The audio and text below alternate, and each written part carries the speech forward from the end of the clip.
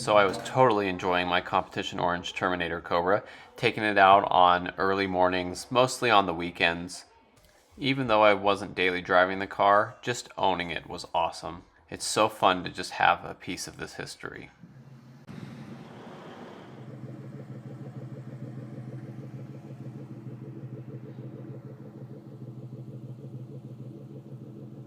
So obviously my brother and I both have the Terminators, and that's well known. But there were a few others here in town, like this silver one and my friend's white one as well. And we spent some time with these cars. The silver one was a higher mileage car, and it was awesome when it showed up in town. The white one had about 80 something thousand miles on it.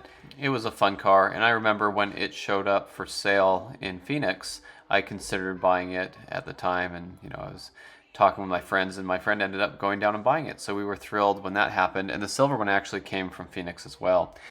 On a side note, this particular picture is when my friend was driving to work and he got a flat tire, and he really didn't have any options except for to have me come and bring one of my extra wheels and put it on the car. And it needed to be a wide 315 wheel.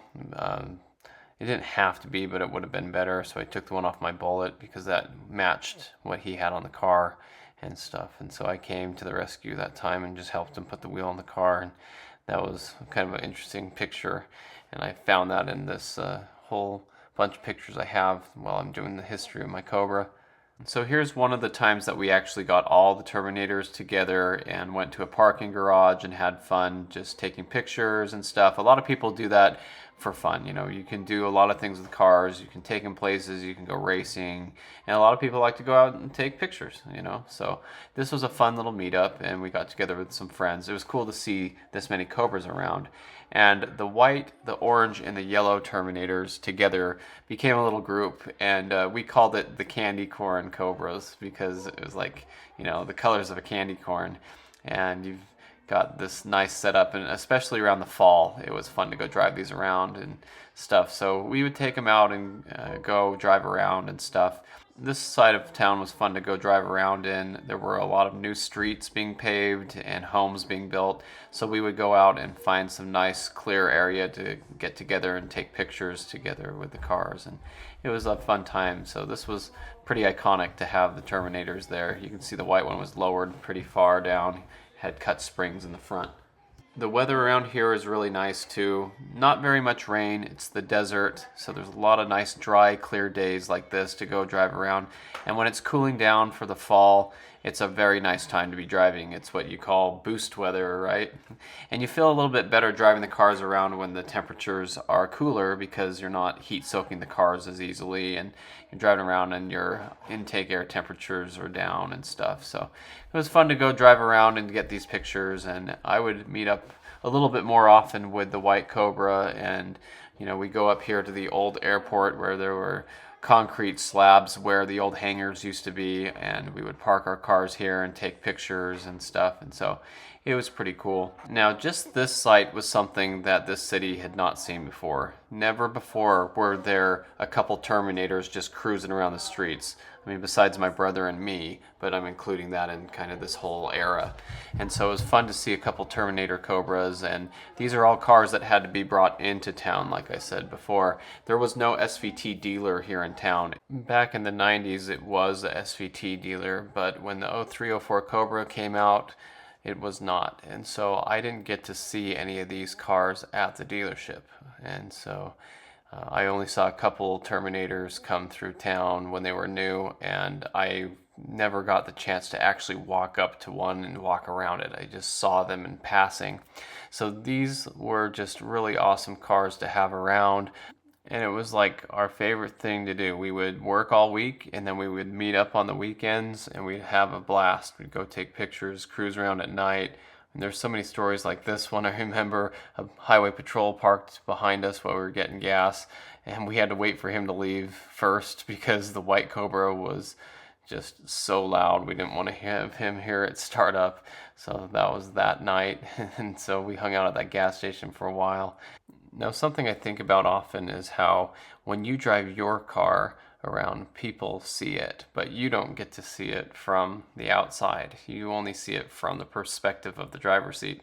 And so in this case, I remember being here in the drive-thru and looking at my friend's awesome white Cobra, and I'm getting to experience it from, the outside of the car.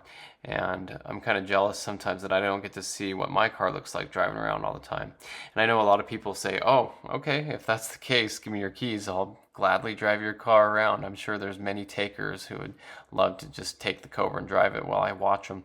And I do that with my twin brother, but I don't do that obviously with just anybody. And so this picture reminded me a lot of that.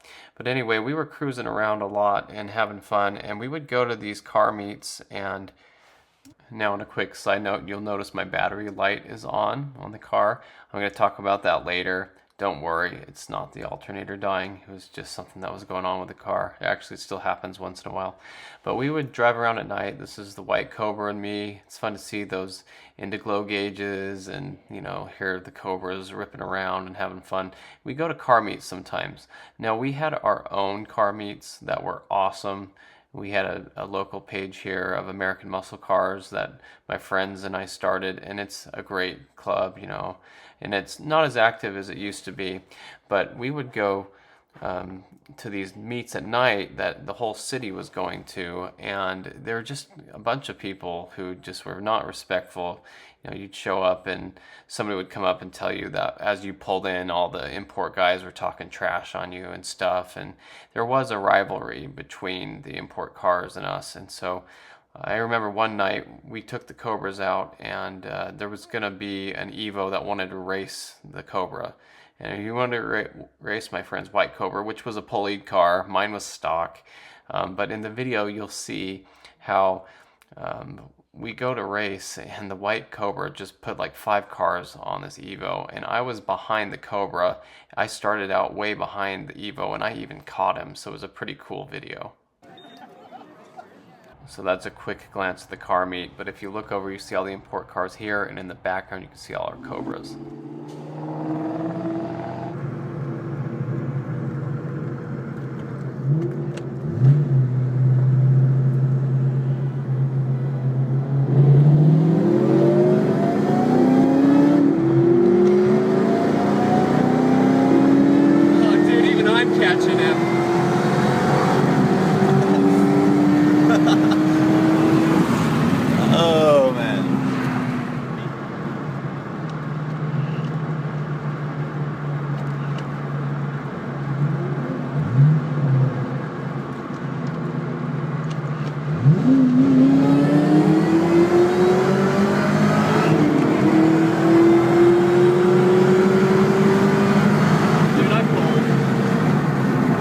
So that was pretty cool to see these Terminators out on the street battling around, racing that Evo.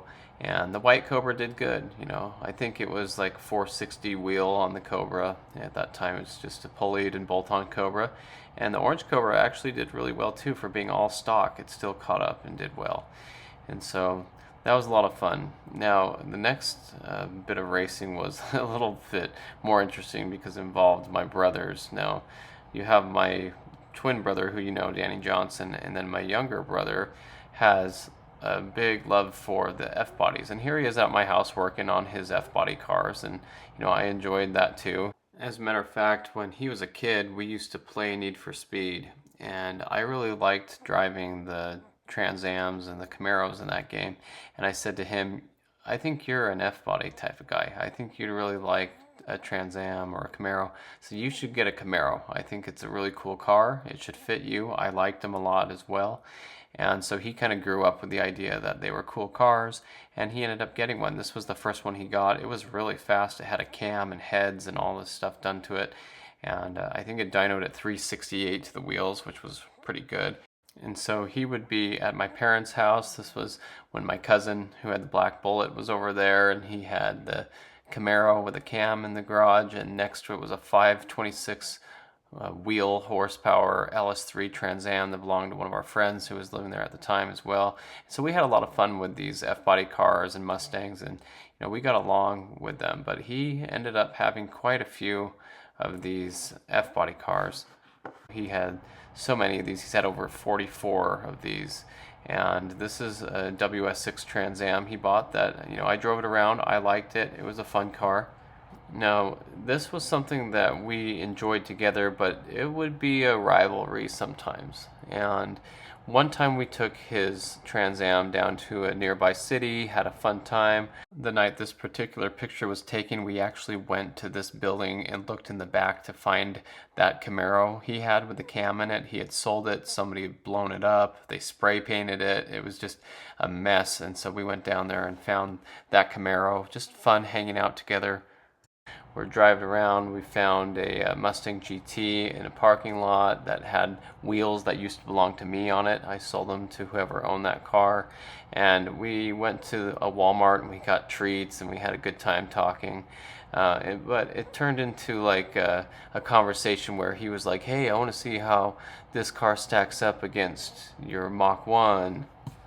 But it got to the point where he'd say, hey, I got this one, let's go race against your car. But to me, I didn't care to go out and race every car he bought because it was just a flip and the car didn't mean anything to him. And it's like, so you want me to go out 40 times and race all these cars and beat up on my car all that time just so that you could get a thrill when it's a car that you're not going to keep? Where my car is something I'm keeping, I'm preserving, I'm taking care of it. And so I'm not interested in going out every single time you buy a car that you're not even going to have and like love and like be your favorite car that you keep forever. So I'm not interested in going out and just beating on the car for the heck of it just because you want to go out and do it and have some fun. And there's really no risk to you because you're getting rid of the car anyway.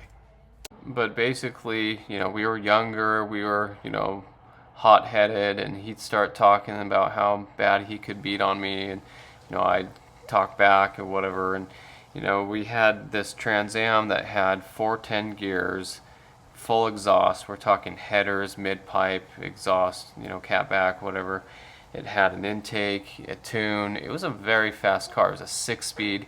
And he was like, I could beat up on your Mach 1s and stuff. And, we're like, yeah, it probably would because that thing is like a really fast car. And so we got to talking and he's like, well, I want to race, Danny Johnson's Mach 1.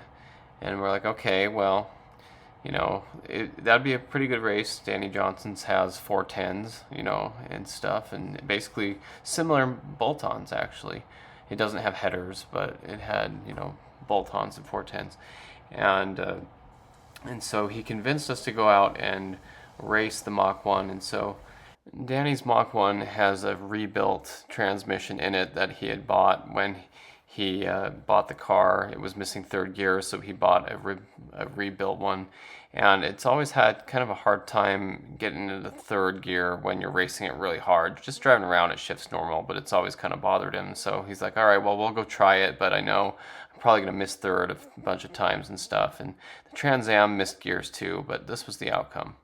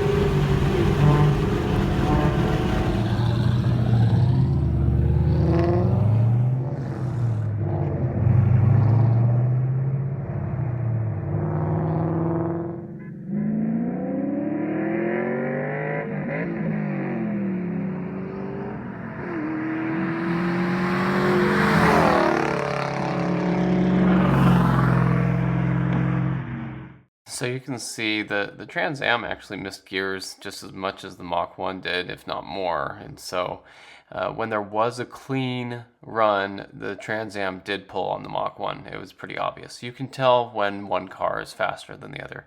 So it got a little heated, and we had some arguments and whatever. And um, he said, well, it's just a better car, blah, blah, blah. And let's remember, Danny has a Whipple Cobra that would just stomp that Trans Am. Like, he didn't want to race the Whipple Cobra. He just wanted to race something that was slower, or in this case, more of a fair match. But, we got to talking, and the two of them were arguing more about it. Obviously, they were the ones racing. And I think Danny said, Justin's Cobra that's stock with just a catback would beat up on your Trans Am, And I was like, well, I don't know. Maybe it would, maybe it wouldn't. I know mine was, I know this is sounding like all of our cars are having problems, but mine would miss third gear because it needed a new throwout bearing. And I was about to buy a clutch kit for it. I was like ready to do that for it because it would just wouldn't do third at high RPM, same kind of thing.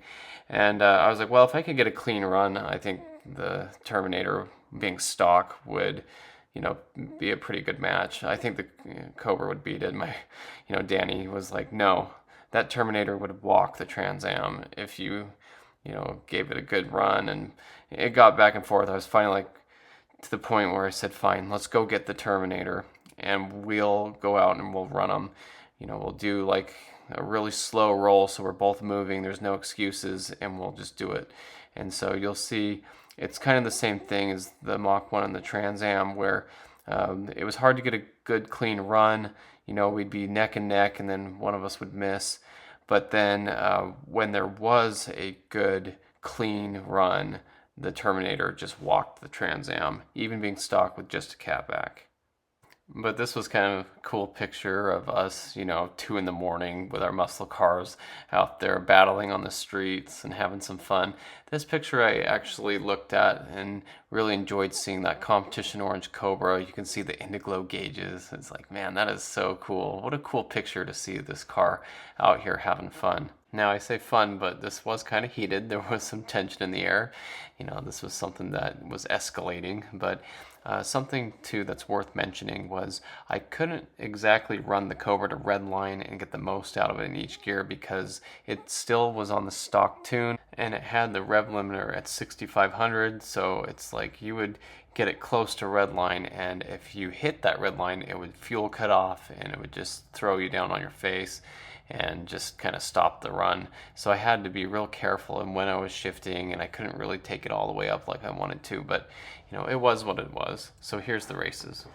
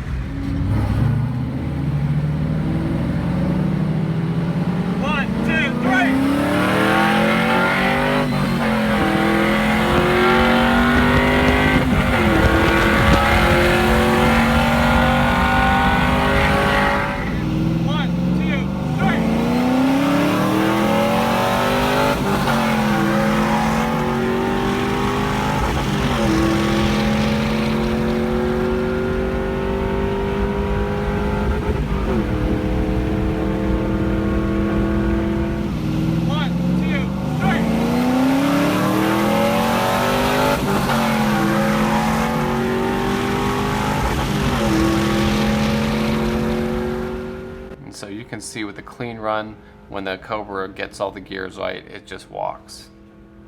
So next up, my younger brother had gotten this Saturn Sky from our grandfather, and the car was like very, very low mileage.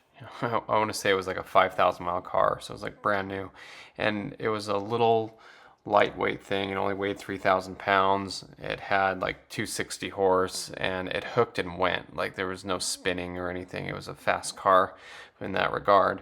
And so he was saying, "Hey, I want to race you with my Sky," and I don't know how it happened, but basically he always convinced us to go out there and race. And so I went out there, and I had found out later he actually went and had the thing turned up to like 20 pounds of boost or something. But it was racing a stock Cobra, and this was the outcome.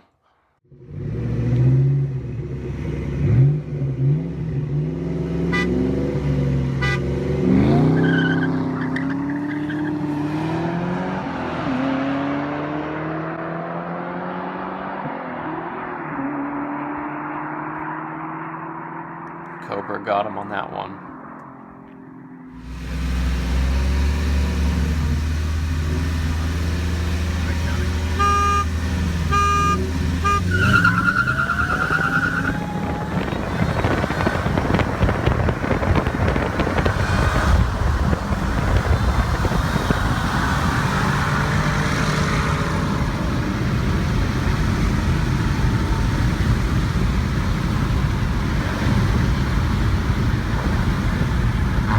So obviously he got out ahead. He's lightweight. He hooked and went.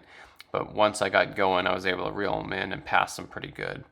Now, the cameraman was one of our friends, and he was a little heavy, and my brother insisted that he got in the Cobra for the next one, which now you're looking at a Cobra that already weighed like 3,600 pounds plus me in it, and now another guy, and my friend was about 200 pounds, and so you're really weighing down the Cobra to try. He's trying to get every advantage he can, but we went at it again, and I knew what he was doing. And so on this one, I was also trying not to spin too much, because I knew with him just hooking and going, I had to do everything to not spin, otherwise he'd really get me. But I ended up bogging it down a little bit because I didn't launch hard enough. Okay.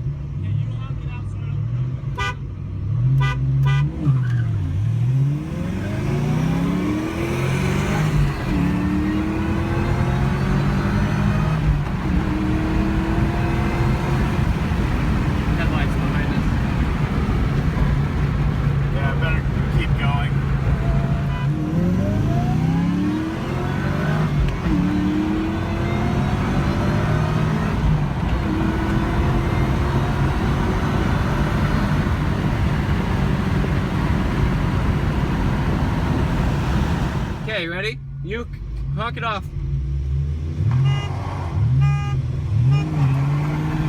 There we go. That hooked. Yeah. And so the Cobra did pretty good for being stock, just a cat back on it. But now it was time to go ahead and change that clutch, because I was tired of getting locked out of third gear. I was tired of the throwout bearing not doing what it was supposed to be doing and stuff. So it was really nice of my brother to let me change the clutch at his house. I didn't have the house I'm in now, and I didn't have a really good area to work on it.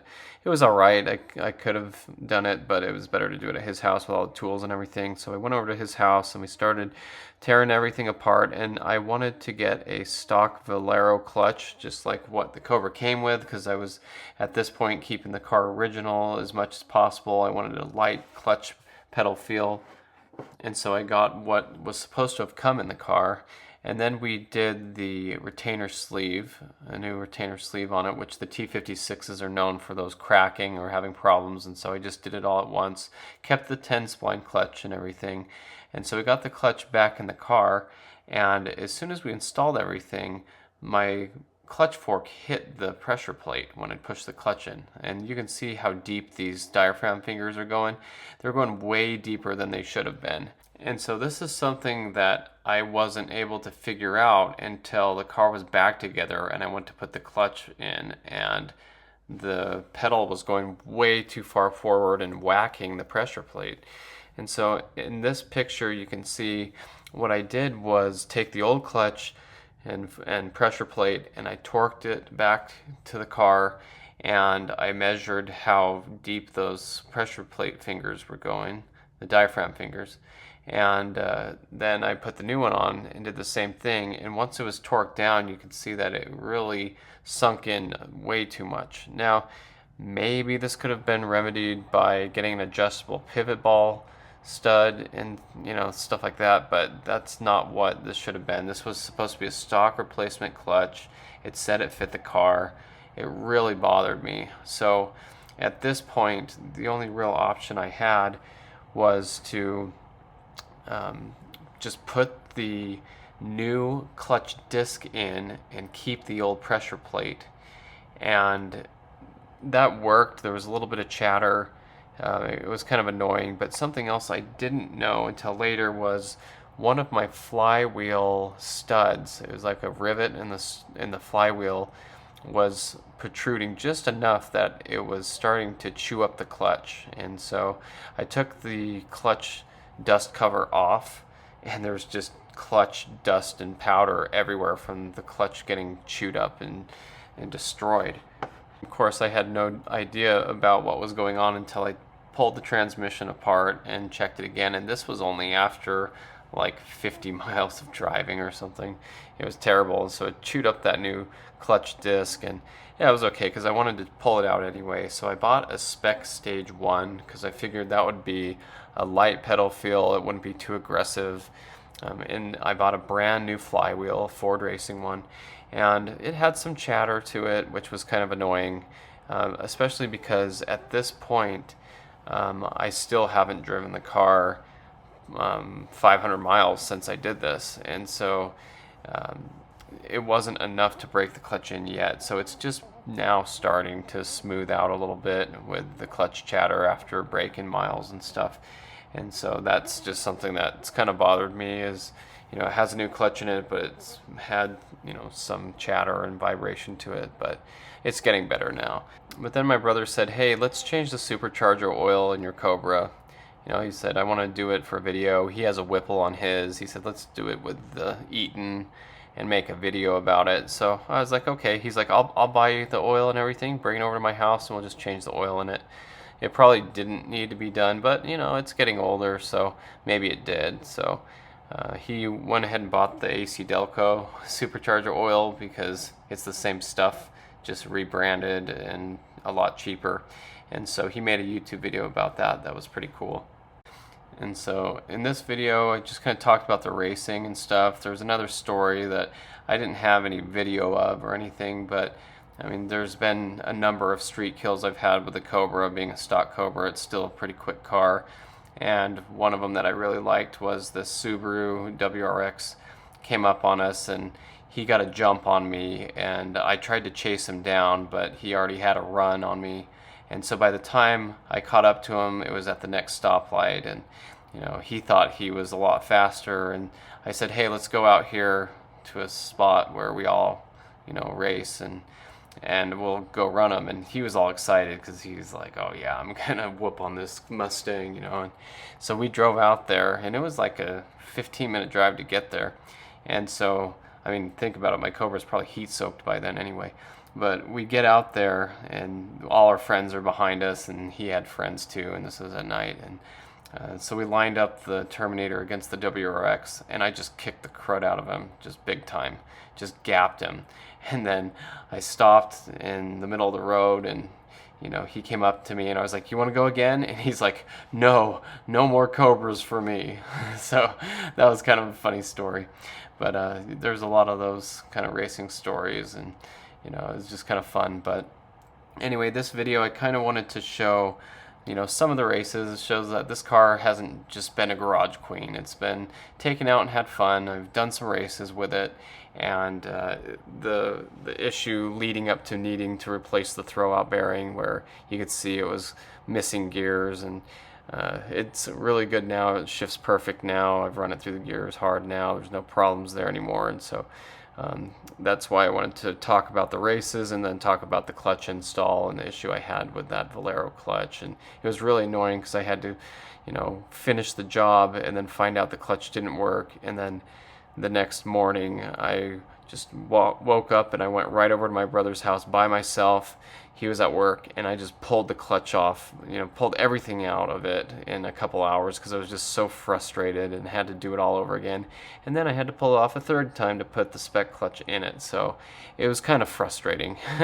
But that's part of the experience you gain when you work on cars and you figure things out. And I've had other people ask me recently about their clutch having issues, and I said, well, I've had a problem there, and I could explain my experience. But anyway, that's the update for now with the Cobra. I have more videos coming, a lot more, for this Competition Orange Terminator Cobra.